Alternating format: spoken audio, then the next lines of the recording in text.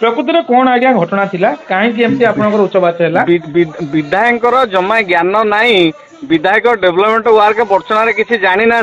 ये कथा बर्चनावासी जानी सारे विधायक होती केवल कथा कहबार हूँ माहिर से काम जमा हूँ कर शिखिना कि करे जाना जनप्रतिनिधि मान को जनप्रतिनिधि मान आज जो जिला परिषद मीटिंग रे जनप्रतिनिधि मान को आम कहूँ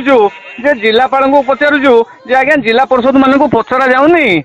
कि काम कौन होनी कि जिला परिषद को कहला सम्मान किसी 10 मास भितर सरकार कार्यक्रम सब डेवलपमेंट वर्क ठप होती जिला परिषद जोन रे जो कार्यक्रम होती जिला परिषद मान को जना जाऊनी आम जिलापाल को अभियोग करूँ ये उपरे पड़ी मान्यवर विधायक बर्चना उपरे पड़िकी हूँ कहते जे आपण बोधे जिला परिषद महोदय बोधे हाँ दुईटा विवाद आसुला जिला परिषद आज्ञा से जो हाटुआ टैंक कथा कहना जदि सत्साहस अच्छी दम अच्छी मुझे कहूँ दम अच्छी सी केतटा अफसर को बांधे आम देखो डिपार्टमेंटली वर्कर अच्छी डिपार्टमेंटली कम होती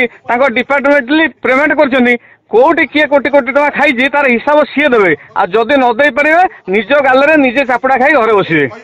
चोरी कर मोहरम चोरी कर जो बाली चोरी कर माकड़ा पथर चोरी कर रेड हैंड पुलिस की डाकिक धरई सारे 10टा केस विधायक कौन शोचती कि विधायक नारा माटीपुर नारा देकर विधायक कहते आम बर्चणार मु विकास कर बर्चणार जगुआली हेबी मत बर्चणार दायित्व हूँ देले कौन बर्चणार विकास कर बर्चणार कौन 10 मास भितर सरकार नुआ आसला विधायक आसला बर्चणार कौन कम हो गोटे कम देखा आखि दृष्टिया कम पूर्व सरकार समय जो कम गुड़िक होता से कम ना परिवर्तन कर कम खाली रंग दौरान नुआ कम कौटे आरंभ करना नहीं आमर प्रश्न जिते जिला परिषद षष्ठ बैठक में जिला परिषद मान जो जिलापाल निकट में जिलापाल महोदय निकट में अभियोग कले से विधायक कहीं प्रतिक्रिया हासिल हो उठले कौन विधायक कौन सीट था विधायक कौन जिलापाल पार्टी की विधायक कौन जिलापाल पार्टी की जिलापाल आंसर बोल आम क्वेश्चन कलु जिलापाल क्वेश्चन आंसर देवे ये कहीं ऊपर पड़ी कहते ये जड़े विधायक जिला परिषद मान सम्मान दे शिखी ना किए कहीं सम्मान दब ये सम्मान पाइबा योग्य नुहे बर्चना माटी बर्चना लोक जहाँ चिंता कर माटी पुआ भी भोट देते ये माटी मोहरम खनि खादान दिन दी पर शह ट्रिप चलाउछन्ती चोरारे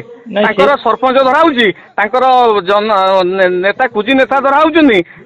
आहरी जिते हूँ आग धाड़ी जो किसी कर्मी बाहरी काली गोटा प्रेसमिट करते से जो कथा कहते आपण मैंने देखीदे काली गोटे प्रेसमिट करते सेमानकर ज्ञान किसी ना जदि खैरा पंचायत रे दीर्घ 77 वर्ष स्वाधीनता पर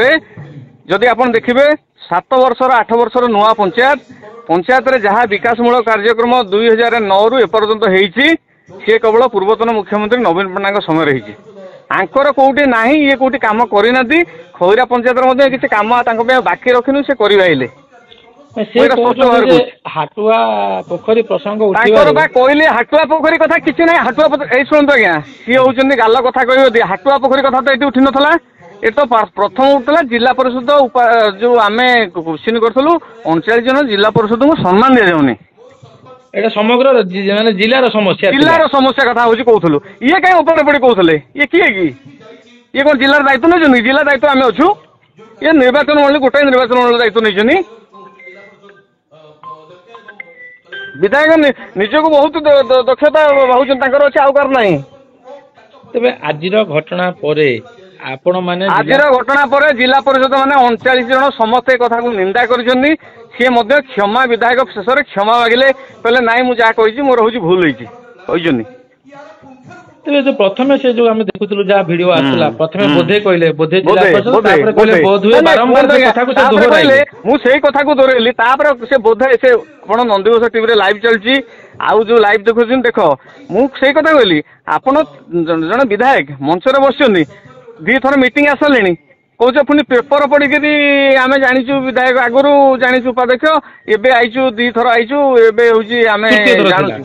आज बैठक तृतीय थर था जड़े विधायक प्रकार आचरण उच्चारण जो जिला परिषद मान को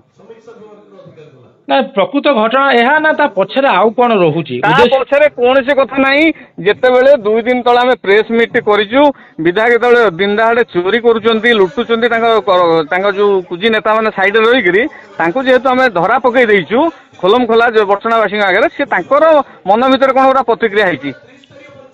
ଆଉ କିଛି ପ୍ରତିକ୍ରିୟା ନାହିଁ, ଆମର କିଛି ନାହିଁ। ସେ ଯଦି ଆମ ଗାଁରେ କିଛି ଜାଣିଛନ୍ତି ତାଙ୍କ ଦମ ଅଛି, ତ ମୁଁ କହୁଛି ଯଦି ବାନ୍ଧି ଦେବେ ତାହେଲେ ତାଙ୍କ ଦମ ଅଛି, ସେ ବାନ୍ଧନ୍ତୁ କାହାକୁ। ତେବେ ଆପଣ ଏଇଠି ବିଧାୟକଙ୍କୁ ଖୋଲାଖୋଲି ଭାବେ ଚ୍ୟାଲେଞ୍ଜ ଦଉଛନ୍ତି ଚ୍ୟାଲେଞ୍ଜ ଯେଉଁ କରୁଛି। ଅଭିଯୋଗ ଆଣୁଛନ୍ତି, ଯଦି ଅଭିଯୋଗର ସତ୍ୟତା ଅଛି ଏହାକୁ ହଁ। ତଦନ୍ତ କରନ୍ତୁ ଏବଂ ଡିପାର୍ଟମେଣ୍ଟାଲ ଆକ୍ସନ ନିଅନ୍ତୁ, ଆପଣ ଆହ୍ୱାନ ଦଉଛନ୍ତି। ବାନ୍ଧନ୍ତୁ କେତେ ଅବସର ଗଣେଶ ଓରାଳ କୋଉଠି କଣ୍ଟ୍ରାକ୍ଟ କରିନି, କୋଉଠି କାହାକୁ ଟଙ୍କାଟା ମାଗିନି, କାହା ଘରେ ଯାଇକିରି କୋଉଠି ମାନେ କିଛି ଖରାପ ବ୍ୟବହାର କରିନି। ବର୍ଷଣା ନିର୍ବାଚନ ମଣ୍ଡଳୀ ସାରା ଜିଲ୍ଲା ସାରା ରାଜ୍ୟରେ ଗଣେଶ ଓରାଳକୁ ଭଲ ଭାବରେ ଲୋକ ଜାଣିଛନ୍ତି। ସେଥିପାଇଁ ବର୍ଷଣା ନୁହେଁ ରାଜ୍ୟରେ ବି ହଉଛି ଦାୟିତ୍ୱ ନବୀନ ପଟ୍ଟନାୟକ ଜିଲ୍ଲା ପରିଷଦର ରାଜ୍ୟର ହଉଛି ମୁଁ ହଉଛି ଜିଲ୍ଲା ପରିଷଦ ଭାଇସ୍ ପ୍ରେସିଡେଣ୍ଟ ମାନଙ୍କର ପ୍ରେସିଡେଣ୍ଟ ଅଛି ସଂଘର, ତେବେ ଏଇ ମୋର ସେତିକି ଦକ୍ଷତା ଅଛି ବୋଲି। ବିଗତ 10 ମାସ ଆଉ କିଛି ଦିନ ପରେ ବର୍ଷେ ପୂର୍ବ ଏ ବର୍ଷକ ମଧ୍ୟରେ ଯାଜପୁର ଜିଲ୍ଲାରେ ଯୋଉ ଠିକଣା ଢଙ୍ଗରେ ଯେଉଁଭଳି ଭାବେ ଉନ୍ନତିକରଣ ହବା କଥା, ବିଶେଷ କରି ବଡଚଣାରେ ସେଭଳି ହେଇନି ବୋଲି ଆପଣ ଅଭିଯୋଗ ଆସୁଛନ୍ତି। ଆଜ୍ଞା କିଛି ୟାର ହେଇନି। ରେସିଓ କଣ, ୟା କେଉଁ ରେସିଓ ଆପଣ କହୁଛନ୍ତି? ଏମାନେ ସରକାରକୁ ଆସିଲା ପରେ ଇଏ ସରକାରକୁ ଆସିବେ ବୋଲି ଜାଣିନଥିଲେ, ବଡଚଣାରେ ଅମର ନାୟକ ବିଧାୟକ ବୋଲି ଜାଣିନଥିଲେ। ସେ ଯେତେବେଳେ ନୂଆ କରି ବିଧାୟକ ହେଇଛନ୍ତି 2-3 ଥର ହାରିଲା ପରେ ବିଧାୟକ ହେଇଛନ୍ତି, ସିଏ ସେଇଆକୁ ନେଇ ଗର୍ବ ଅହଙ୍କାରରେ ଭାସି ପଡିଛନ୍ତି। ତାଙ୍କର ଗର୍ବ ଅହଙ୍କାର ଛଡା ଆଉ କିଛି ନାହିଁ। ସେ ବହୁତ ବଡ ବଡ କଥା କହୁଛନ୍ତି, ବଡଚଣାବାସୀଙ୍କ ପାଇଁ ସେ କିଛି କରିନାହାନ୍ତି। ଯାହା ପୂର୍ବରୁ ସରକାରଙ୍କର ଯୋଜନା ଥିଲା, ଯାହା ଅର୍ଥ ବରାଦ ଥିଲା, ସେଇ ଅର୍ଥରେ ଫଳକ ମାରୁଛନ୍ତି, ସେଇ ଅର୍ଥକୁ ଖର୍ଚ୍ଚ କରୁଛନ୍ତି। ନୂଆ ତାଙ୍କ ଇଏରେ କିଛି ଗୋଟିଏ ମାନେ ଏଠି ଫୁଟା କୋଉଠି ବି ହେଉଛି ନିର୍ବାଚନ ମଣ୍ଡଳୀ ହେଇନି କାମ। କିନ୍ତୁ ଆମର ଶେଷ ପ୍ରଶ୍ନ ରହିବ, ଯେତେବେଳେ ଏହା 39 ଜଣ ଜିଲ୍ଲା ପରିଷଦ ଏବଂ 7ଟା ନିର୍ବାଚନ ମଣ୍ଡଳୀ ସମଗ୍ର ଯାଜପୁର ଜିଲ୍ଲାକୁ ନେଇ ପ୍ରସଙ୍ଗ ରହିଲା, ଏଥିରେ ଅନ୍ୟ ବିଧାୟକ ସାଂସଦ ମହୋଦୟ ମଧ୍ୟ ଥିଲେ, କିନ୍ତୁ ବିଧାୟକ କାହିଁକି ସମସ୍ତେ ଦୁଃଖ ପ୍ରକାଶ କରୁଛନ୍ତି। କାହିଁ ପ୍ରତିକ୍ରିୟା କଲେ, ତାଙ୍କୁ ପଚାରିଲେ ସିଏ କହିବେ କାହିଁ ପ୍ରତିକ୍ରିୟା କଲେ। ଆପଣ ଫାଷ୍ଟରୁ ବାଇଟା ଦେଖନ୍ତୁ, ଯେତେବେଳେ ସିଏ କହିଛନ୍ତି ବୋଧେ ବିଧାୟକ, ଯେ ଫାଷ୍ଟ ଦେଖନ୍ତୁ ସେ କହିଛନ୍ତି ବୋଧେ ଜିଲ୍ଲା ପରିଷଦ ଉପାଧ୍ୟକ୍ଷ। ମୁଁ କହିଲି ଆଜ୍ଞା ଆପଣ ଡାଏସରେ ବସିଛନ୍ତି, ଆପଣଙ୍କୁ ଆମେ କେବେ ଅସମ୍ମାନ କରିଛୁ? ଆପଣ ବିଧାୟକ ନୁହେଁ କି ବିଧାୟକ ବୋଲି ବିରୋଧୀ ଦଳ ବୋଲି ଆମେ ତାଙ୍କୁ କିଛି କହିଛୁ? ଆପଣ କହୁଛନ୍ତି ବୋଧେ କଣ, ତାପରେ କଥାକୁ ବୁଲଉଛନ୍ତି ବୋଧ ହୁଏ କଣ? ତେବେ ଉକ୍ତ ଘଟଣାରେ ଆପଣଙ୍କର ଯୋଉ ଅଭିଯୋଗ ଥିଲା ଏ ସମ୍ବନ୍ଧରେ ଜିଲ୍ଲାପାଳ ସେଭଳି କିଛି ସନ୍ତୁଷ୍ଟଜନକ ଉତ୍ତର ଜିଲ୍ଲାପାଳ କହିଛନ୍ତି ଯଦି ଜିଲ୍ଲା ପରିଷଦ ମାନଙ୍କୁ ଅଲ୍ ଡିପାର୍ଟମେଣ୍ଟକୁ କହିଛନ୍ତି, ଲାଇନ୍ ଡିପାର୍ଟମେଣ୍ଟକୁ ଯଦି କୌଣସି ପ୍ରୋଟୋକଲରେ ଇଗ୍ନୋର କରାଯାଏ ଜିଲ୍ଲା ପରିଷଦ ମେମ୍ବର ମାନଙ୍କୁ, ସେ ଫଳକ ମରା କଥା ହଉ, ସେ ସରକାରୀ କାର୍ଯ୍ୟକ୍ରମ କଥା ହଉ, ଯଦି ଜିଲ୍ଲା ପରିଷଦ କୋଉଠି ଇଗ୍ନୋର କରାଯାଏ ତାହେଲେ ତାଙ୍କ ଉପରେ ଦୃଢ କାର୍ଯ୍ୟାନୁଷ୍ଠାନ ନିଆଯିବ ବୋଲି ଜିଲ୍ଲାପାଳ ମଧ୍ୟ ସନ୍ତୋଷଜନକ ହଉଛି ଉତ୍ତର ଦେଇଛନ୍ତି। ତାପରେ ଆମେ ହଉଛି ସଭା କାର୍ଯ୍ୟ ଆରମ୍ଭ ହେଇଥିଲା ଶାନ୍ତି ଶୃଙ୍ଖଳାରେ। ବହୁତ ବହୁତ ଧନ୍ୟବାଦ। ଅଧିକ ଖବର ଜାଣିବା ଲାଗି ୟୁଟ୍ୟୁବରେ ଅଷ୍ଟିନ ନ୍ୟୁଜ ଓଡ଼ିଆ ୟୁଟ୍ୟୁବ ଚ୍ୟାନେଲକୁ ସବସ୍କ୍ରାଇବ କରନ୍ତୁ, ଫେସବୁକରେ ଲାଇକ୍ କରନ୍ତୁ, ସେୟାର କରନ୍ତୁ ଏବଂ ଆପଣଙ୍କର ବହୁମୂଲ୍ୟ ମତାମତ କମେଣ୍ଟ ବକ୍ସରେ କମେଣ୍ଟ କରନ୍ତୁ, ଯାହା ଆମକୁ ଆଗକୁ ବଢ଼ିବା ଲାଗି ସହାୟକ ହେବ।